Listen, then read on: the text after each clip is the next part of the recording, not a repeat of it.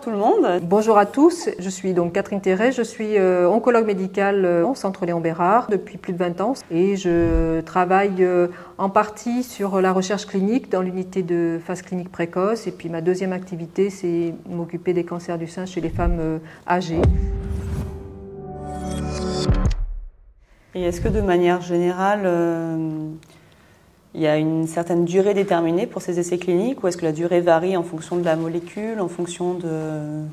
Alors habituellement, on n'a pas de durée définitive du temps de traitement, surtout pour les thérapies dites thérapies ciblées. Pour les molécules d'immunothérapie, souvent il y a une limitation du temps à 2 ans. D'accord, donc ça peut être un traitement qui est quand même assez long. Assez long. Okay. Donc sinon, les traitements s'ajustent effectivement à l'efficacité qu'on rencontre chez le patient. Donc en fait, le parcours du patient, il est assez jalonné finalement d'évaluation pour vérifier la toxicité, la survenue d'effets secondaires. Est-ce que ça va être limitant parce qu'on ne va pas pouvoir réadapter le traitement de façon à pouvoir le poursuivre. Donc parfois, on est obligé d'arrêter l'étude parce qu'on n'a pas le moyen d'adapter la molécule. On a beau parfois baisser les doses, la toxicité est toujours là. Et la deuxième, je dirais, mode d'arrêt du traitement, c'est effectivement si on se rend compte qu'il n'y a pas d'efficacité. Et la plupart du temps, l'évaluation elle est assez précoce, elle est au bout de 2 cycles de traitement, donc qui peut varier entre, disons, 6 et 8 semaines. Un cycle fait 3 à 4 semaines, et donc 2 cycles de traitement, 6 à 8 semaines. Donc on fait 2 cycles de traitement, on refait l'imagerie du départ, qui est la plupart du temps un scanner, et on regarde si on observe le moindre effet bénéfique pouvant être ne serait-ce qu'une stabilisation de la maladie. On n'est pas forcément très ambitieux sur le résultat, mais ce qu'on ne souhaite pas observer, c'est une maladie qui continue à progresser et pour lequel on n'a aucun argument pour dire qu'il y a un effet de freination par la molécule utilisée.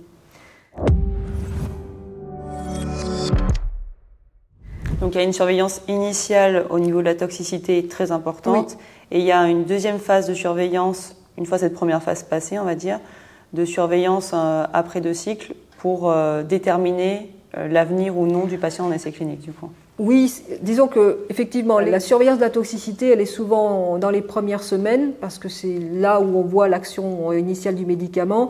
Et si le patient continue son parcours dans l'étude, souvent les visites s'espacent au fur et à mesure de l'étude. Et souvent, après, les patients viennent que pour le jour du traitement, si c'est un traitement intraveineux, ou une fois toutes les 3 semaines ou toutes les 4 semaines, si c'est un traitement par voie orale. Et en termes de surveillance d'imagerie ? Et en termes d'imagerie, l'intervalle est souvent de 2 cycles, donc de 6 à 8 semaines, et souvent cet intervalle est respecté pendant plusieurs mois. Pendant, par exemple, les 4 ou 6 premiers mois, on refera une imagerie toutes les 6 à 8 semaines pour vérifier qu'on observe toujours un effet positif. Et donc un patient, contrairement à ce qu'on pourrait éventuellement penser, ne sort pas d'un essai clinique en même temps que la fin de cet essai clinique, en fait. Non. L'arrêt de l'essai clinique pour un patient donné est vraiment individuel. Tout dépend encore une fois, de la toxicité, de l'efficacité de la molécule. Ça, c'est les 2 grands motifs d'arrêt. On informe aussi les patients de ces autres motifs d'arrêt qui sont plus rares. Mais un patient peut arrêter sa participation à n'importe quel moment sans forcément donner le motif d'arrêt. D'accord. Donc ça, c'est important. Il a juste à signaler qu'il ne souhaite plus participer à l'étude. Et on essaiera simplement de savoir avec lui si toutes les informations qu'on a recueillies jusqu'à sa demande d'arrêt, on peut les transmettre au laboratoire ou est-ce qu'il ne souhaite pas que ces informations soient transmises et auquel cas elles sont détruites. Donc ça, c'est son libre droit. On est rarement confronté, mais il faut que le patient sache qu'il a cette liberté-là. Et puis les autres motifs d'arrêt peuvent être par les autorités, les tutelles ou le laboratoire lui-même, puisque ce sont souvent des essais qui sont faits dans plusieurs centres. Et si un événement sérieux est observé chez un patient, le laboratoire ou les autorités de tutelle, les agences de médicaments, peuvent dire pour l'instant on arrête le traitement chez toutes les personnes qui sont en cours de participation, le temps qu'on comprenne ce qui se passe chez la personne qui a eu cet événement grave et savoir si c'est le médicament qui est en cause ou si c'est un événement intercurrent. C'est là où on voit qu'on n'est pas du tout dans un parcours conventionnel puisque tout est régi par ces données-là, les données d'efficacité, les données de toxicité.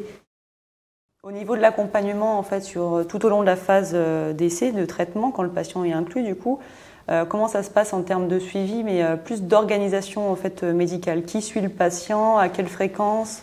Parce que là, on a parlé de la surveillance vraiment, on va dire, médicale et biologique, et puis d'efficacité, mais plus en termes de qui rayonne autour du patient et qui est impliqué du coup pour lui. Alors, si je prends toujours l'exemple de notre mode de fonctionnement, nous on fonctionne en équipe médicale. Le patient au sein de l'équipe n'a pas de médecin attitré.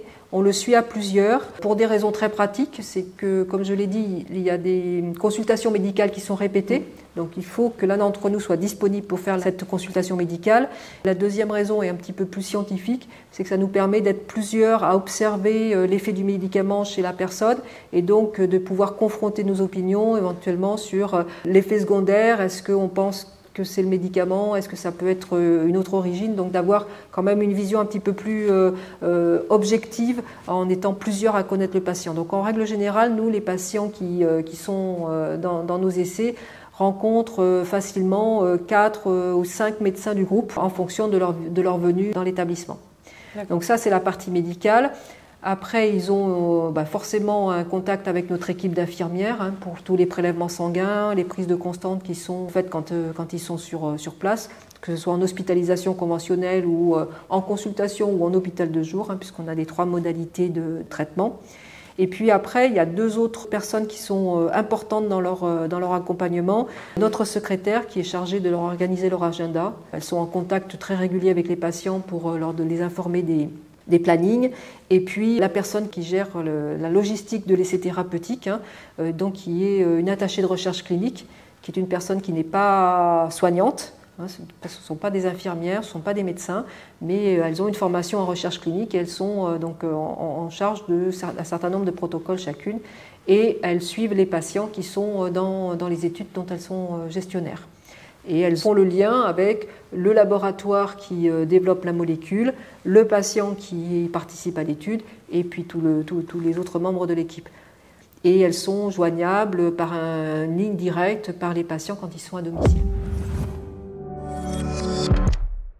Et du coup, quand le patient vient pour avoir son traitement, recevoir son traitement, qu'on lui administre, combien de temps ça prend pour lui? Quelle est la phase de surveillance vraiment d'administration du coup? Alors c'est très variable en fonction des molécules, parce qu'il y a des molécules pour lesquelles on s'attend à des réactions pendant la perfusion ou dans les suites. Et notamment, c'est souvent des phénomènes qu'on recherche au tout début du traitement. Donc là, c'est pour ça que ça justifie les hospitalisations pour certaines molécules.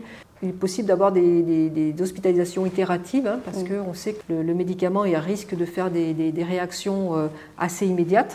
Et puis après, quand c'est des molécules par voie orale, par exemple, où là, il y a quand même peu de risque d'avoir de réaction, c'est beaucoup plus court, c'est plus de la consultation. Dans ces cas-là, sur des consultations, on a des consultations couplées avec nos infirmières qui font 1 heure au total, 30 minutes pour l'infirmière, 30 minutes pour le médecin, plus la prise de médicaments, donc il faut compter à peu près 2 heures au minimum. Puis après, ça peut être des administrations en hôpital de jour, où là, il faut compter une demi-journée. Puis après, on peut avoir les hospitalisations de temps en temps.